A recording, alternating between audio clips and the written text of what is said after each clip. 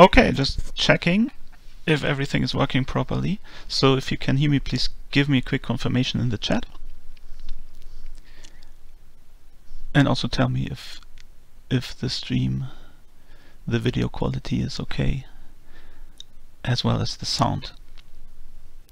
Okay, this looks good. We have many confirmations already in the Twitch chat. Yeah, as you can see, if it's working for you, I am embedding the Twitch chat here in the video stream, but I'll also try to keep an eye on the YouTube chat as well, because I know for some reason not everybody was able to open a Twitch account today, and also we will always stream on both Twitch and YouTube so that we have one as a backup. So if Twitch is not working for you at some time, you can switch to YouTube and vice versa. Yeah, Mewtwo-X, I remember the lesson. I'll just wait a little here for everybody to catch the stream, and then we will start the lesson in just a minute or so.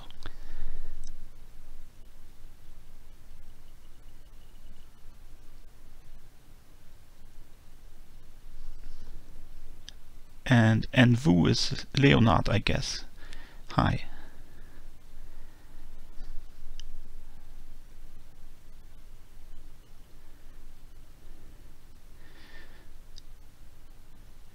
Yeah, we do have a lot of students this month, so I can't guarantee that I will be able to answer all of your questions, but I will try to follow the chat as best as I can and answer those questions that I think are most relevant for the lesson.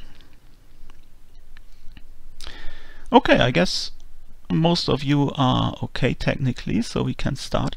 So welcome everybody to the first lesson. This is the first lesson in the 1750 plus section of this month in the Prodigy program.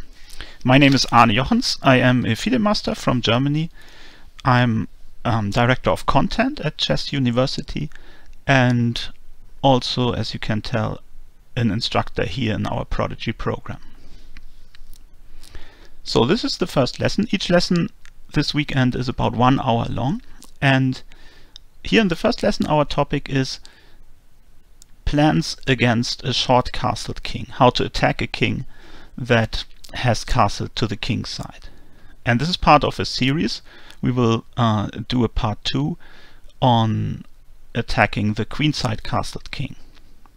This we are going to do next weekend, but today we are focusing on the more usual kingside castled position. And to start off the lesson, and as a little warm-up exercise, let's take a look at this position here.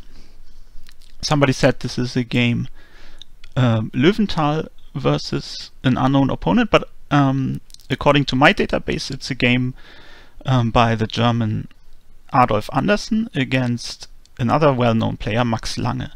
You may know Adolf Anderssen was one of the best chess players of his time. He won the first major international tournament in London, and this game was played in 1859. And Max Lange is still known today because he invented an opening variation in the Italian game. And in this game you can see black, it's black to move, and black has already sacrificed a piece to reach this position. And the first thing you should ask yourself is, well, do we have any compensation? And if so, what does this compensation consist of? We are still in the opening, so you can think about development here, but you will see at the moment you cannot say black has a lead in development, because black has only developed one piece, as has white, or maybe we could even say white has developed 2 pieces because the rook is already on a half open file. And white has castled already, which is usually an advantage. But here, just looking at development alone is not going to take you very far, because you have to think concretely. And if you think concretely, think about which moves you can play, and especially which forcing moves you can play, then you will see that black can take the initiative in this position. Yes, bishop c5 is mentioned by Tiger Beastow in the chat, among others. And this is indeed the first move to look at, because it's the most forcing. Many of you are new to the Prodigy program this month because of our free offerings, so you may not be familiar with the concept of forcing moves. at least not by that name, but I guess if your rating is above 1750, then you will be familiar with the concept, which is that in analyzing sharp positions, you should always look at those moves first which force your opponent to play a specific move in reply, because those moves are the easiest to analyze, and in a sharp position they may just lead to a winning advantage, so you have to look at them to not miss those winning lines. Yeah, bishop c5 is a forcing move because, well, black would have to play king h1, right? Otherwise he just loses the rook. So here, I guess, before sacrificing the piece, black has already calculated all of this. But if for some reason you had this position in the game and you had not calculated this before sacrificing the piece, in this position you could play bishop c5 without too much thought, because it's obviously a good move. It develops your bishop with gain of time. And now you should think about attacking the king, because, as you can see, it doesn't have any moves available. The bishop is controlling the g1 square. So if we can check the king in some way where the checking piece cannot be captured, then it's going to be checkmate. So how do we do this? Well, we could play knight f2, but then he would just give back some material by taking on f2, and this position would not be so clear. In fact, I think white would be winning with two minor pieces against the rook and black's attack basically over.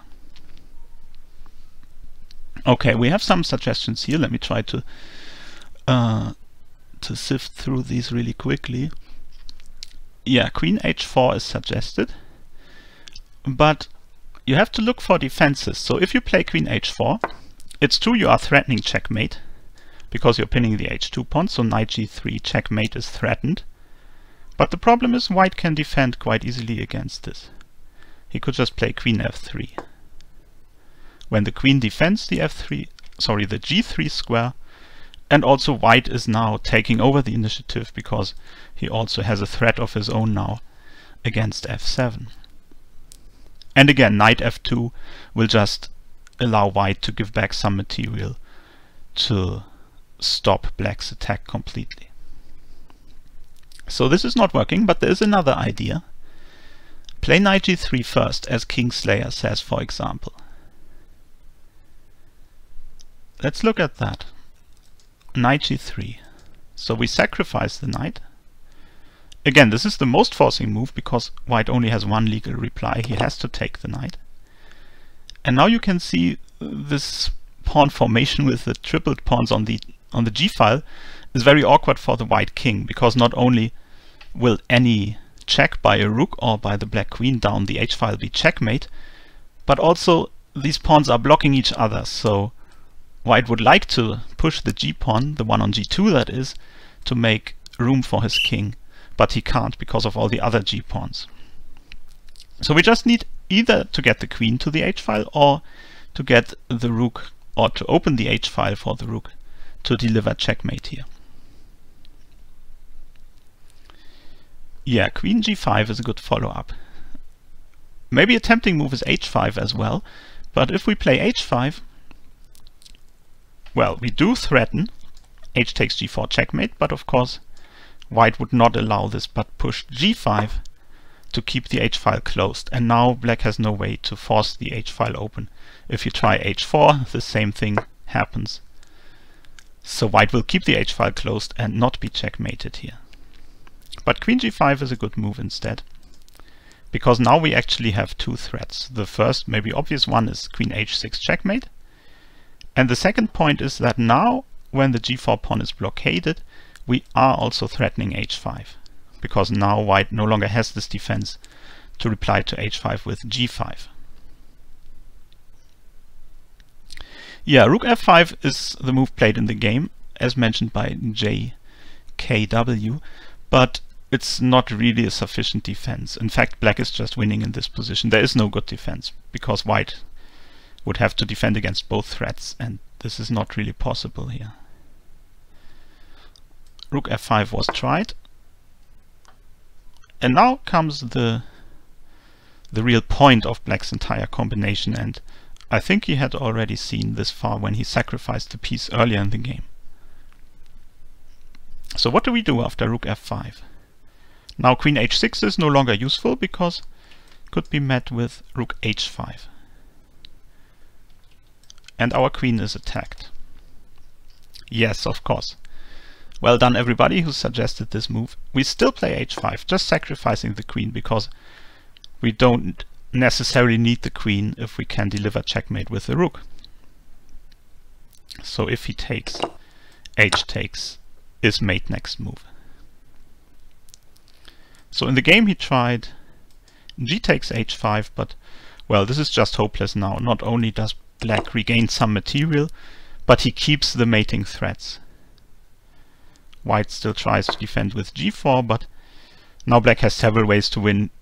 He still just needs to get the queen to the h file to deliver checkmate. And he chose a very elegant way. Rook takes h5. Because he wanted to rule out the move g3 as a potential defense, I think. And by sacrificing the rook and then playing queen e4, he pins the g-pawn and threatens queen h4 checkmate at the same time. So this is the cleanest solution, but not the only solution at this point. And now white doesn't have a defense. The only try is queen f3 as played in the game, but now queen h4 forces queen h3, and now the queen comes to the back rank, forcing king h2, and now a standard mating pattern. Mate in 3 moves from here. The queen is well placed because she takes away all the squares from the white king, except the one where it's currently at. So we just move the bishop in with tempo and then to f2, and now the queen mates on g1. Yes. So this was a very nice combination, but not really hard to calculate for a strong player, as many of you demonstrated, many of you saw this. Maybe some of you knew the game, it's a very famous game, but also I guess many of you didn't know the game but still were able to see these sacrifices. And the reason is that black can use standard patterns to play such a combination. As I mentioned, this final mating pattern with the queen and the bishop is a standard mating pattern, but also the earlier idea. This whole idea that once you play bishop c5 and the king has to go to the corner, when the king is in the corner and your bishop controls such a diagonal, this is always dangerous for the king. And then in fact this knight sacrifice on g3 is a standard idea. It can be seen in some opening variations. For example, in some lines of the Taimanov Sicilian, when black plays an early h5, he may be threatening such an idea. Sometimes this idea is combined with pushing the pawn to h4 first and only then playing knight g3. Of course, this only works if white doesn't have a g-pawn on g4. The idea would then be that if white captures the knight, you can recapture with the pawn and open the h-file in this way. But in any case, this knight sacrifice on g3 is a standard idea against the king confined to h1. So my main point here is that in many positions you can conduct such a kingside attack by relying on basic attacking patterns. So obviously it's very important to know as many of those basic attacking patterns as possible. And you can learn them in several ways. One way to learn them is to read a good book. For example, there's a classic book by 2 French authors, Reynaud and Kahn. Let me type that in the chat. This book is called The Art of Checkmate, and in that book they show a pretty comprehensive set of the most important checkmating patterns. I think this game, or at least this idea, is also included in that book. Then of course there's another classic book by Vukovic, spelled like this. This is called The Art, incidentally this is also called The Art of, but not The Art of Checkmate, but The Art of Attack. Exactly, Silver Knight. And this is also a book from which I took the two, well, not the two following, but two of the positions we are going to discuss today. So you can learn those patterns by studying them from books, but there's also another important way. You can learn them by analyzing games, even your own games. If you analyze your own game where you had a promising attacking position, maybe you managed to win it, or maybe you didn't. In any case, you can analyze the game on your own or with the help of a computer engine, and in this way you can discover many of those attacking patterns for yourself. And this is also a very good way to learn these patterns, because when you discover them yourself, then it's easier to retain them in your memory.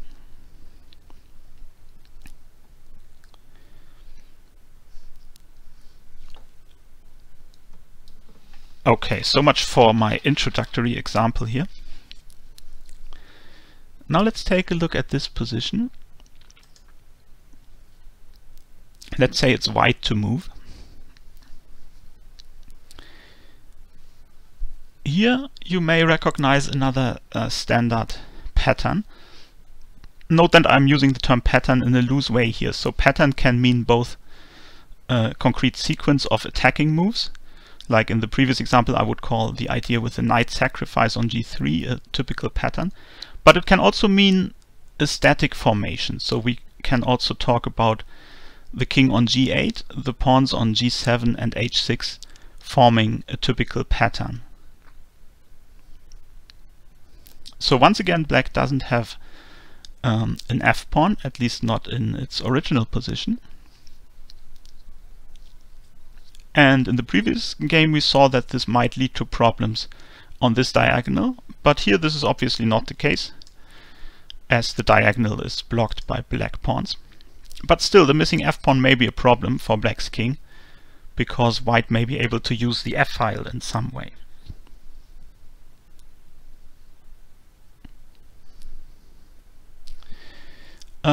Chess Citizen asks about the source resolution. Well, this might be due to the high viewership numbers. I'm not sure. Maybe there is some auto setting there on either Twitch or YouTube, or maybe on both. I don't know.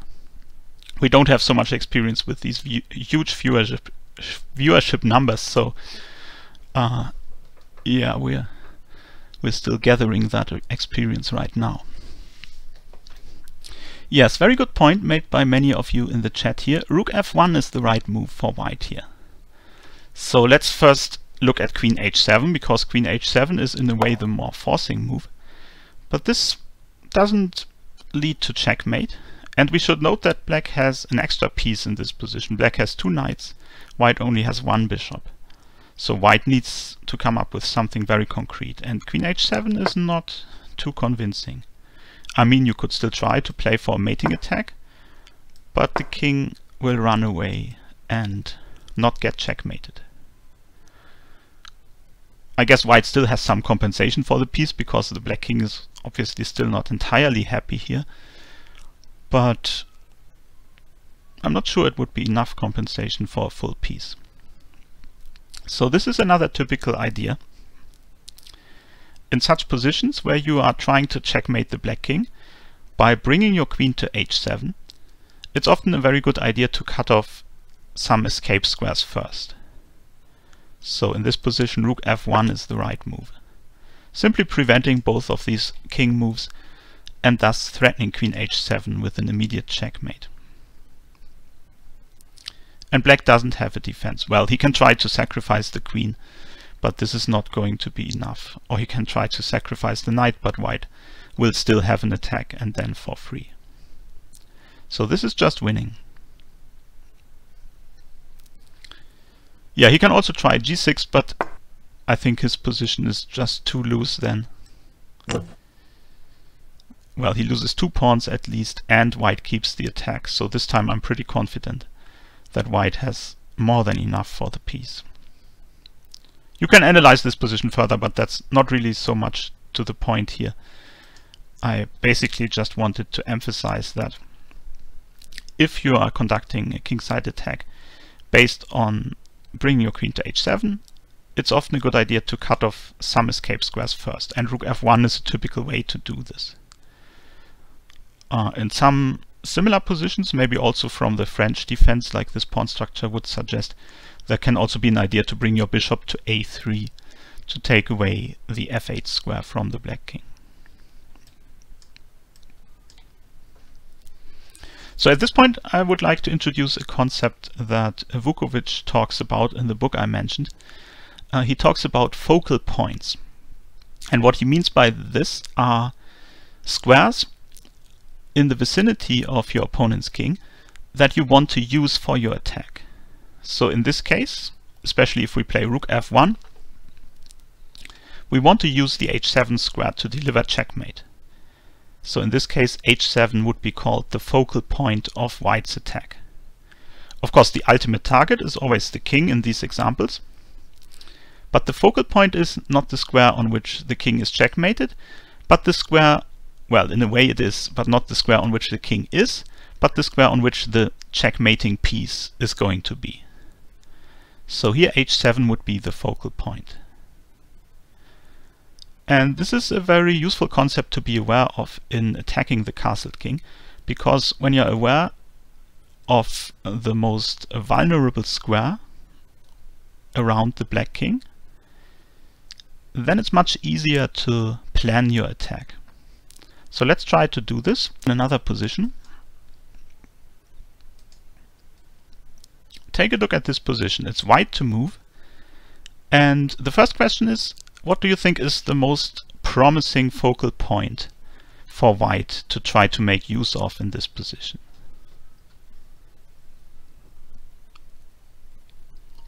Yes, this is a 1-hour lesson. And we are in about 20 minutes by now. Yeah, I usually mention all the names of the players when I show some games, but this position and the previous one are not real games. These are positions that, well, this position here is made up by Vukovic himself, I think, given in his book, The Art of Attack. And the previous one I made up myself, just to show these ideas in a pure form. Because in most positions from real games, there will be a lot more complexity. Yes, well done everybody who suggested g7. g7 is the most promising focal point for white in this position. Why not h7? In most positions with a kingside castled king, it's either g7 or h7. These are the most common focal points. But in this particular position, h7 is not so promising because, well, for one thing, white only has a dark squared bishop, so he has no bishop that could attack h7. And also, of course, this knight is already exerting pressure on g7. And white can increase the pressure by attacking g7 also with the queen, and potentially also with the bishop. So this makes g7 the natural focal point for white to direct his attack against. So, of course, the second question now is, how exactly do we increase the pressure against g7 now? So we know we want to attack g7. The knight already does it. So maybe the first thing to calculate is knight takes g7 immediately. But this doesn't work quite yet. Because now we could bring in the queen with gain of time. Say queen g3. But I think there is no good follow-up now. Now we would have to try to include the bishop in the attack. But if we play bishop h6, say, he could defend with the rook. Or even with the bishop. So this sacrifice would be premature. But still, we should try to attack g7, so we need to increase the pressure against g7. Okay, we have several suggestions. Queen g3, bishop h6, and queen c3. Yes, I think these are the three moves to look at here. Queen g3, queen c3, or bishop h6. All of these moves increase the pressure against g7. Now there is a very useful rule for attacks like this, when you are looking to increase the pressure against your opponent's kingside by bringing more pieces to attack the focal point. More often than not, it's a good idea to not move the queen first, because the queen is often the most flexible attacking piece. As you can see in this position, the queen is so powerful, she can move in so many ways that she can attack g7 in 2 different ways, even immediately from this position. And if that's the case, then you want to keep both options open as long as possible. So this rule suggests to look at bishop h6 first. Of course, this is no guarantee that bishop h6 is the right move, but it's useful because if you calculate bishop h6 first and find that it's winning, then you may not have to look at queen c3 or queen g3 in such detail anymore. So this can save time over the board. So let's look at bishop h6.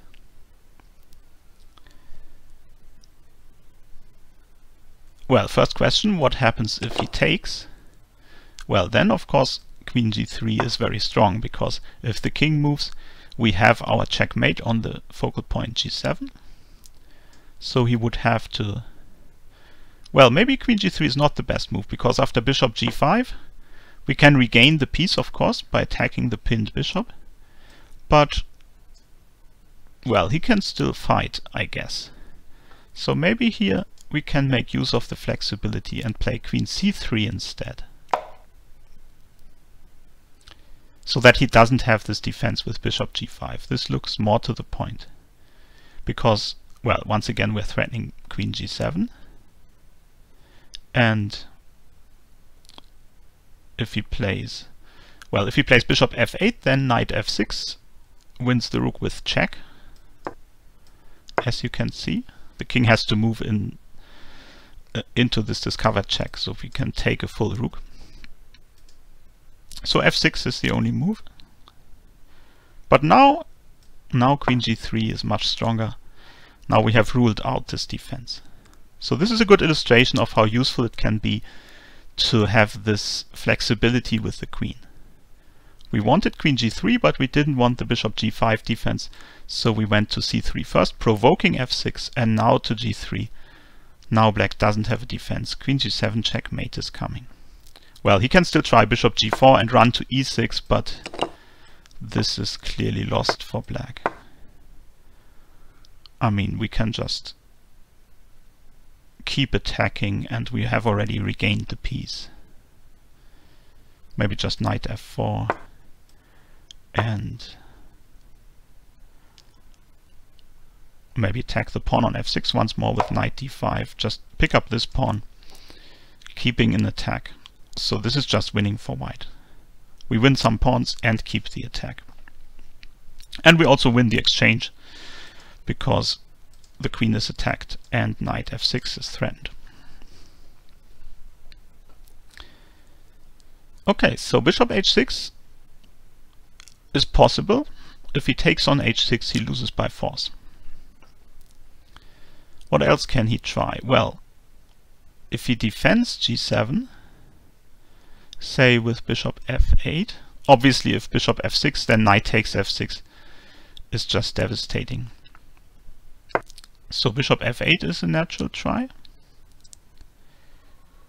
But then I think we have several solutions. We could play queen g3 once again, but also here I think we can sacrifice, because this time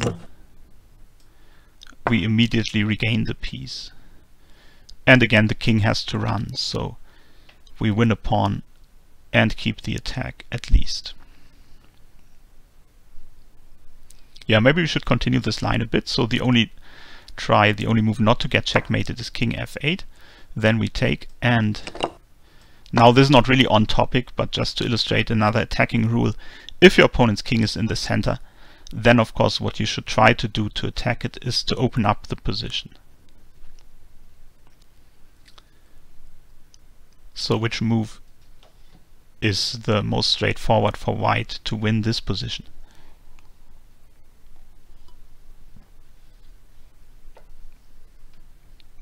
Yes, solo, SM, checkmate, speedy plot, and so on. Of course, e5. The black king gets exposed, and this is just a winning attack for white.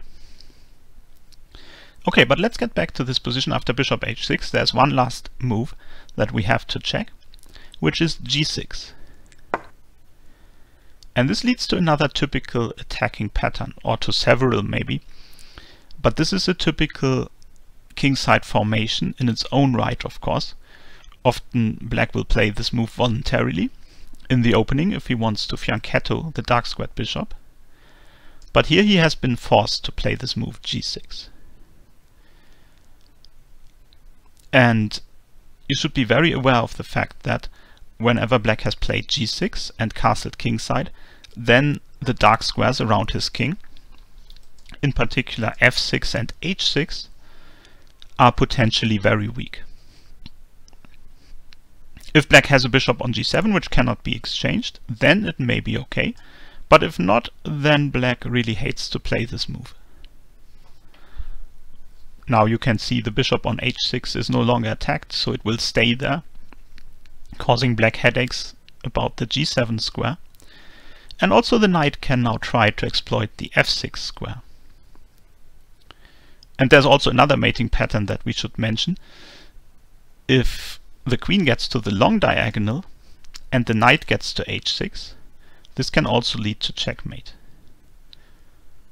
In this particular case, knight h6, if the knight found some way to get there, would force king f8 and then queen h8, checkmate. So clearly black only wants to play this move g6 if he can keep good control by pieces over both h6 and f6. And here this is not the case, so this is a major success for white, to have provoked this move g6. And this is often the way in which such a kingside attack is conducted.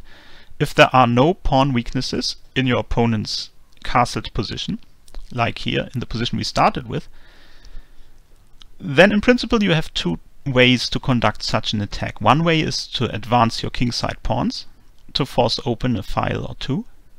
But if your king is also on the king side, this is often not really practicable because, well, first it takes a lot of time, but second it also weakens your own king. So typically what you do when both sides have castled king side and you want to attack on the king side, you try to provoke a weakening pawn move. And you do this by attacking one of the focal points, typically either h7 or g7. You threaten checkmate, so he has to do something, and often this something will turn out to be moving one of the pawns, either h6 or g6. And then you have new targets to attack. Now it's also conceivable that h6 or f6 could be a focal point, as in the line I mentioned with knight h6. Sometimes knight h6 might even be checkmate immediately. Okay, so how exactly do we do this? Yes, Joel B. Queen c3 is a good start, because we are threatening mate on g7, so we're still using the focal point g7 for now. And again, he cannot defend with bishop f8 because this would run into knight f6 check, followed by knight takes e8 check. So this forces f6, but then we can still just play knight takes f6. And if he takes, it turns out the initial focal point g7 is quite sufficient to win the game in this line. Black has no defense against queen g7 checkmate.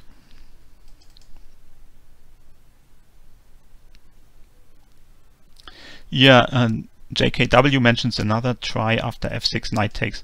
He can also try king f7, but well, we have won a pawn and we can take a second one, so this doesn't need much analysis.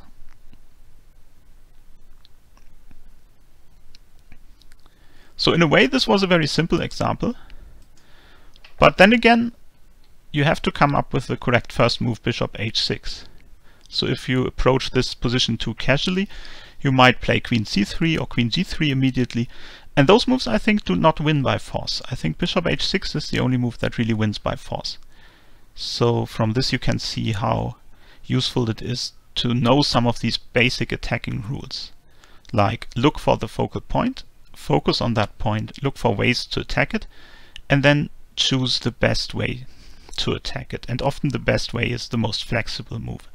Play the most flexible move first, in this case bishop h6, to keep both options queen c3 and queen g3 open. Let's just check if queen g3, say, as a first move is also enough. But I don't think so, because here g6 is a better defense than in the other line. Because now if we play queen c3, he may just take the knight. There would be another typical attacking pattern, but this doesn't quite lead to checkmate here. Another typical idea, of course, if black has played this move g6, is to exchange the dark squared bishops. Because you want to make use of these dark squared weaknesses. Maybe I should include g7 in this list of dark squared weaknesses. And if you want to make use of dark squared weaknesses, it's often very promising to exchange the dark squared bishops first, so that in this case black has no minor piece at all that can defend the dark squares. So bishop g5 is a natural try. But now black has a very strong defensive move in queen c5. Because the queen is still one piece that can try to cover some of those dark squares. And I don't really see a forcing way for white to win from here. You may try to exchange the knight for the bishop instead, but this would only win if you could get your queen to g7 somehow. And here black has a typical defense to regain control over at least one of those dark squares, or maybe two. He can play h6 and put the king on h7. So this looks like a defense to me. Maybe white is still better, because obviously the black king is still not entirely safe, but well, some material has been exchanged and I don't see a concrete way to proceed for white.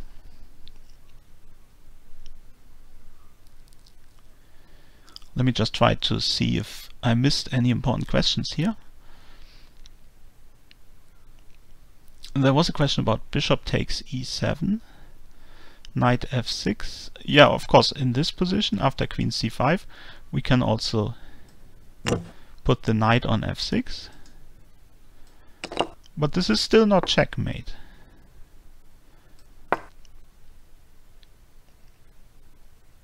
And now the knight is also attacked, so if you play queen h4 it is defended, so maybe we should check that.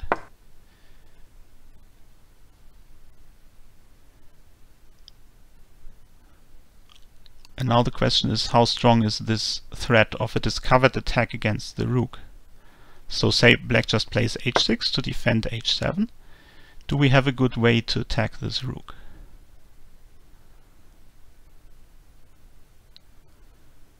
If we play knight h5 check, maybe he will just defend with the king. So I'm not sure how this is winning for white.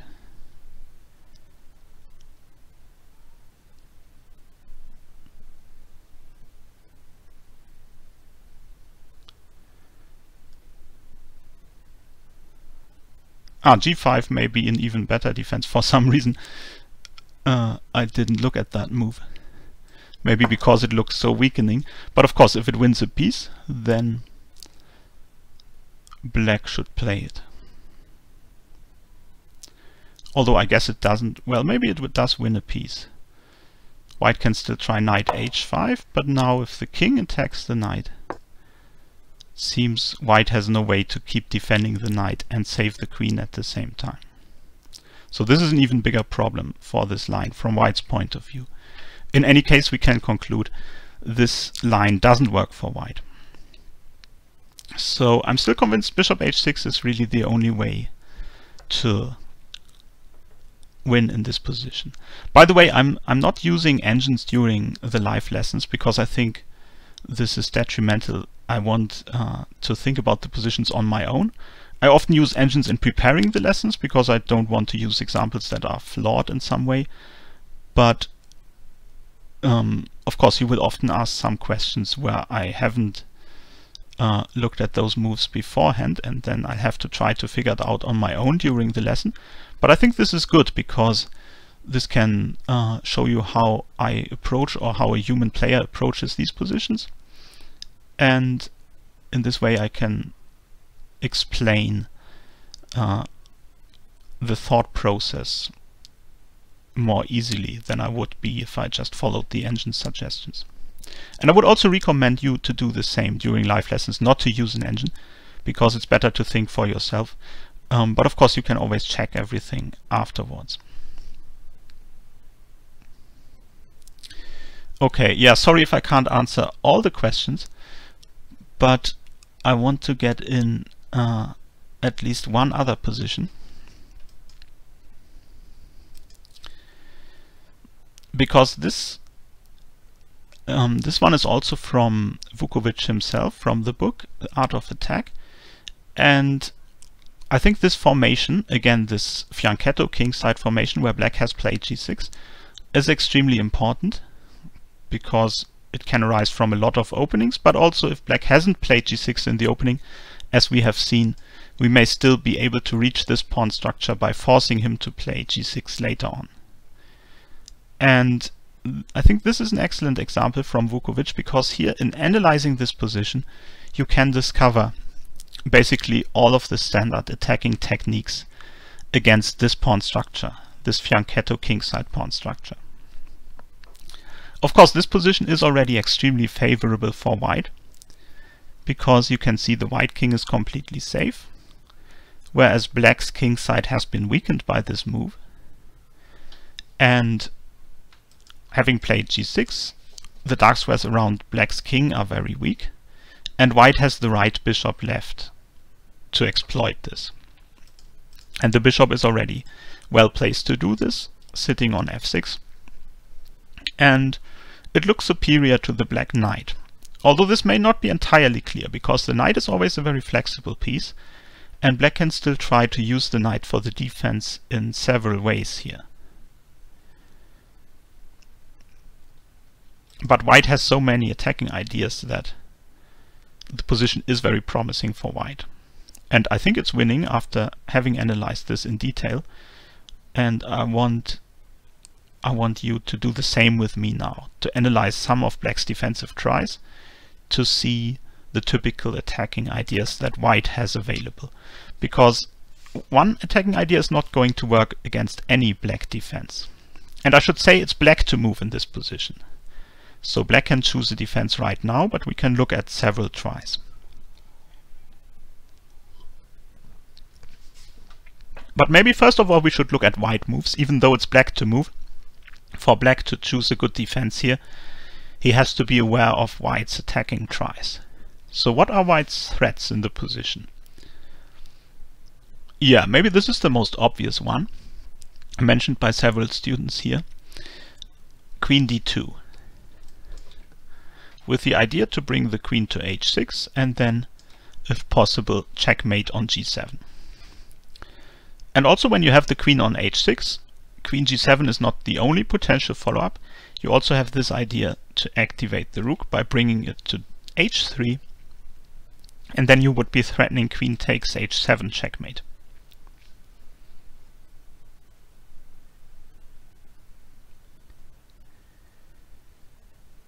So these are two attacking resources that white has available.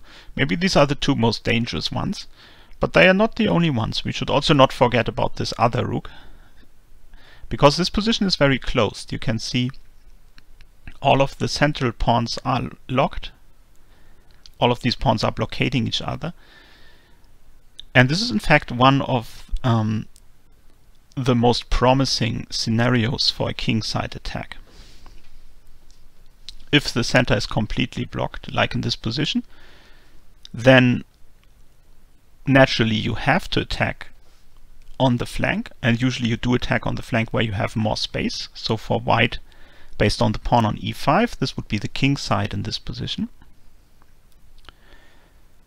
So the kingside attack is really the obvious and clearly the right plan for white in this position.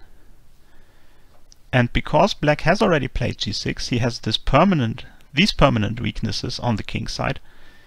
So often if you have such permanent weaknesses, there is no hope in trying to defend passively because the opponent will have so many attacking resources that sooner or later they are going to crash through. So typically what you should do to defend against a kingside attack is to seek counterplay elsewhere in the board. I'm not going to go into so much detail about this in this lesson today, because we have another lesson series on defense. But you should be aware of the idea already. So the best defense against the kingside attack is often counterplay in the center, but as this is not possible here, maybe black should try for counterplay on the queen side. But still, with the center so close, the queenside counterplay is very slow, so white may even have time to include the other rook in the attack as well. And also, of course, there are ideas to use the pawns. I said that usually when both kings are on the same side, you don't want to attack with pawns, but here with the center completely closed, white is not really weakening his own king if he plays h4, h5, for example, or even g4. So these are also attacking resources that white has available. Okay, so let's look at some defenses. Queen c7 is suggested and king d7. Yeah, the problem is, maybe this is the first we should look at. What if the king tries to run away? So let's say we start with king f8. And white still plays this first idea we mentioned, queen d2, trying to bring the queen to h6. You can try to run, he can still play queen h6. But now you can already see the first problem. The black king doesn't get very far, because the white bishop is controlling these squares, and the black queen is in the way.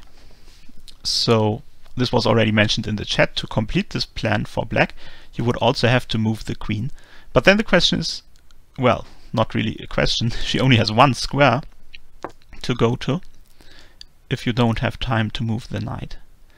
But now the queen is still in the way of the black king. So white can just take this pawn, for example, and now he's threatening to pick up a second pawn. So this is quite hopeless for black. Also, the knight cannot defend this pawn because white can always exchange on d8 if it means just winning a second pawn. Yeah, but this is an important point. Sometimes, if the center is closed, you may be able to get away with this defensive plan to transfer your king to the other side of the board. But here it doesn't work mainly because of the awkward placement of the black queen. The black queen getting in the way. If black had found the time, say, to put the king on d7, and for some reason the queen had found a way to get to e8 instead of where she is, then this kind of defense might work. But here it doesn't.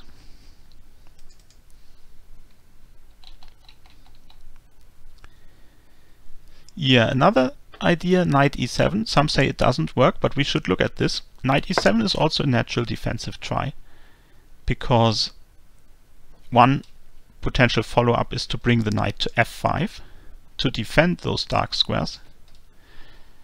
But you can already see the main problem with this idea. If the knight is on f5, it's not really secure, because white can always play g4 at some point. So against knight e7, I think white can still start with queen d2. And if knight f5, we just play g4. And on g7, the knight is not doing a very good defensive job. Although it's close to the king, it can hardly move. And also, as long as it is on g7, it does not defend that square. So white can still threaten queen g7 checkmate, forcing the knight to move to e8. So, well, the knight has succeeded in defending g7. So this may no longer be a weakness now. But of course then the problem is white is going to switch to another focal point, namely h7.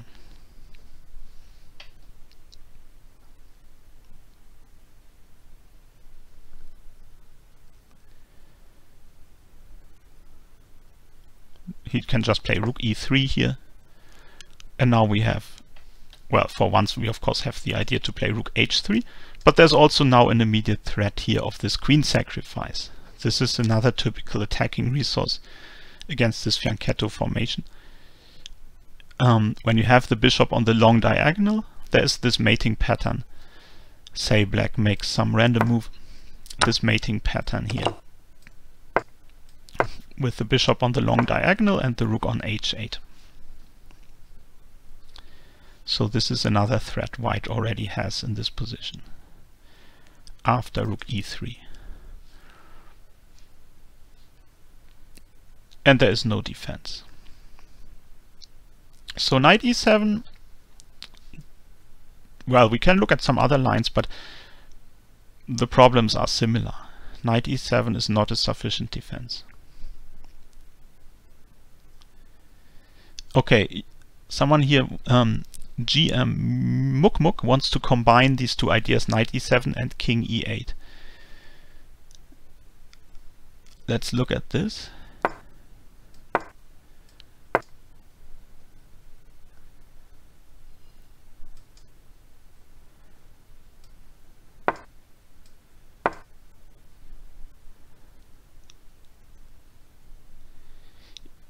Yes, Yesh Bura, we will make the video available to you via our website chessuniversity.com.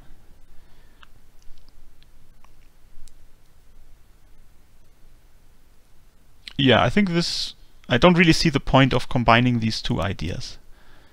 I mean, white can just take on h7, threatening checkmate, and now I don't see what the knight is contributing to the defense here.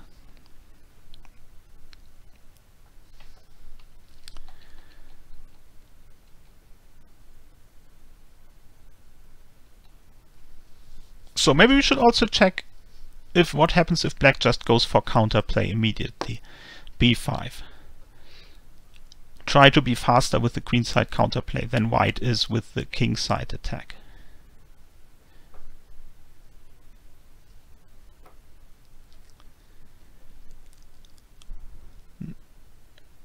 Now for once I think maybe rook e3 is the right way to start.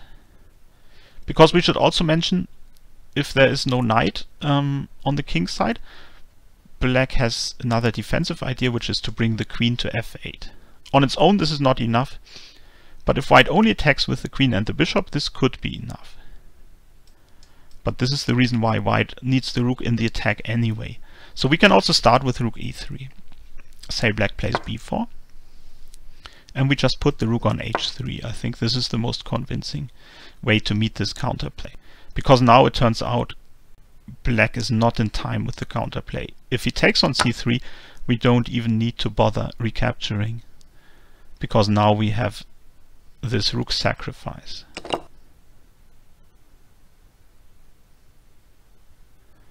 Based on the same mating pattern we already saw, but not with the rook on h8 this time, but with the queen instead. Well, first of all, this mating pattern is threatened, of course, but if he takes, then we can go for the queen h8 mating pattern.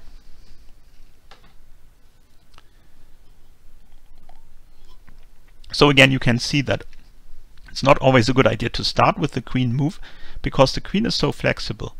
She can join the attack in this way that we have already seen, but she can also find other ways, as we just saw in this line.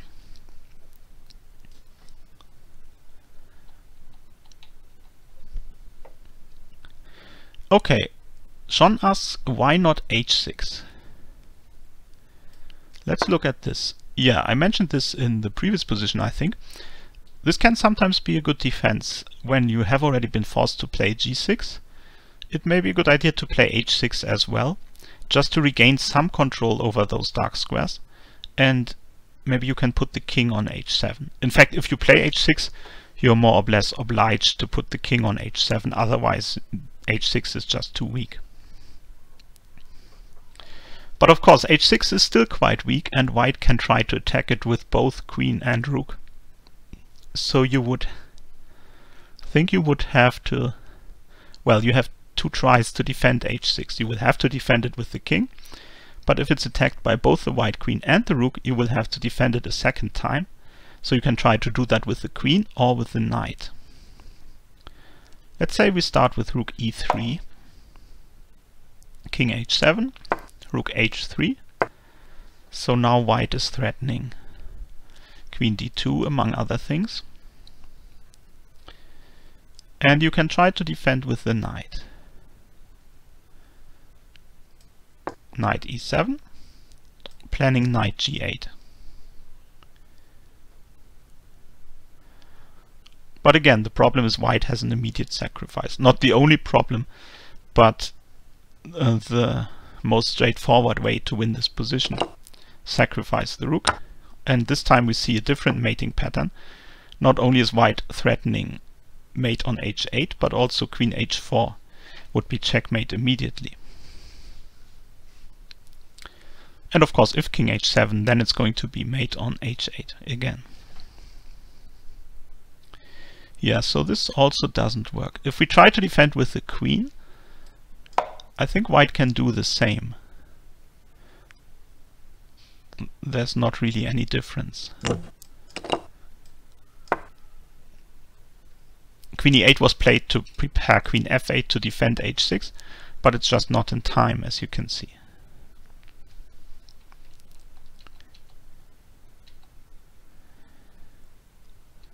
So yeah, I think this is quite convincing evidence that h6 is also not enough for black.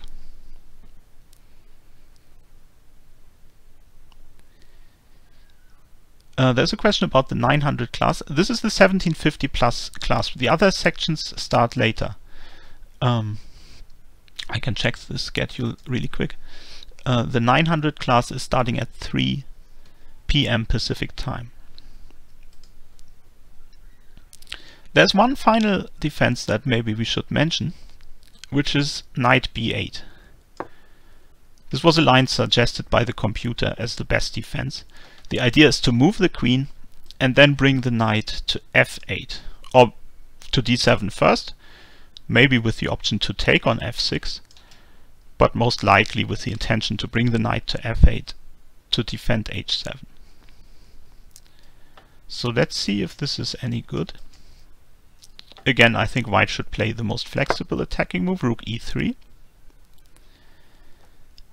And now black can still try to stay flexible with queen e8. This is the most flexible defense because he keeps both options to try to defend with queen f8, but also maybe against some attacking setups with knight f8. But still, white can play rook h3 first to not decide how exactly to include the queen in the attack just yet.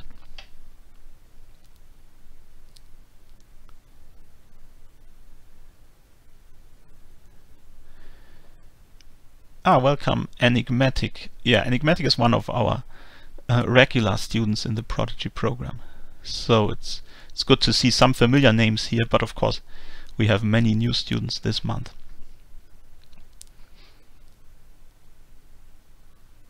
And now black doesn't have to defend with queen f8 just yet, so he can play knight d7 first. And now white should choose in which way to include the queen in the attack. And here it turns out that queen g4 is the most flexible move.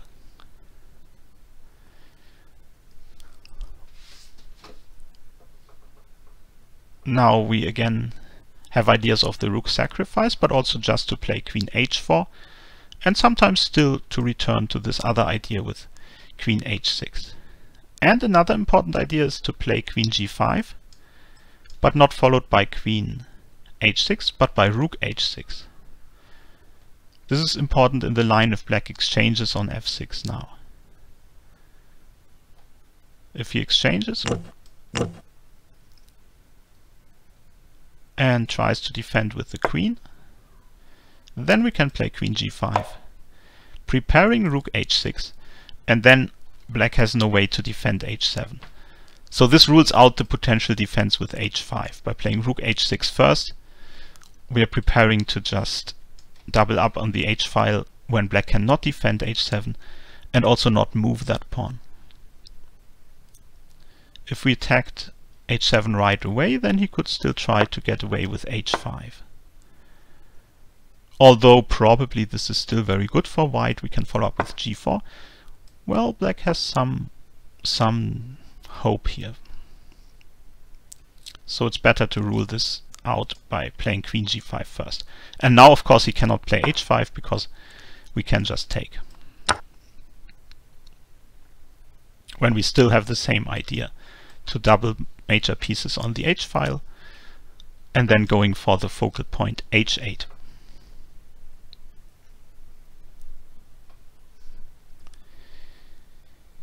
Yeah, I'm going to wrap up the lesson in just a minute or so. The next one is starting in half an hour for those waiting for the 1500 section.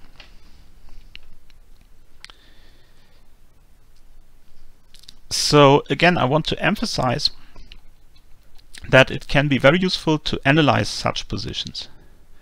Of course, if you have such a position in one of your own games, and especially if you fail to convert such a promising attacking position, you should analyze it, just first of all to see where you went wrong.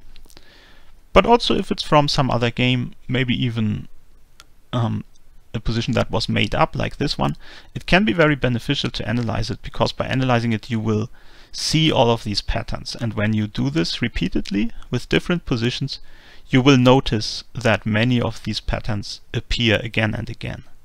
So this is a very good way to learn these standard attacking ideas.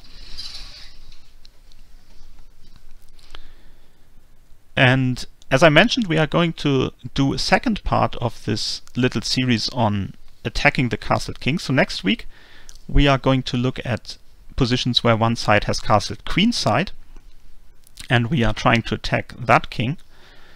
And then we are also going to discuss what Vukovic calls the 10 things to keep in mind, or the 10 most important rules about these attacks. So I'll defer the summary of all of these attacking ideas to the second part next week. For now, let me just ask you if you have any questions. Maybe general questions about the content covered today. Yeah, there are also some technical questions. Kairav should have sent you a student guide. This is a PDF file that you should have received by email. So there you will find most of the answers to those technical questions. And once again, we are going to make the videos available. So if you didn't catch the whole lesson, you can later rewatch the video. But this may take some time, because we have to figure out a way to do this properly with this many students and the 4 sections we have. But we will figure out a way to do this via our website, chessuniversity.com.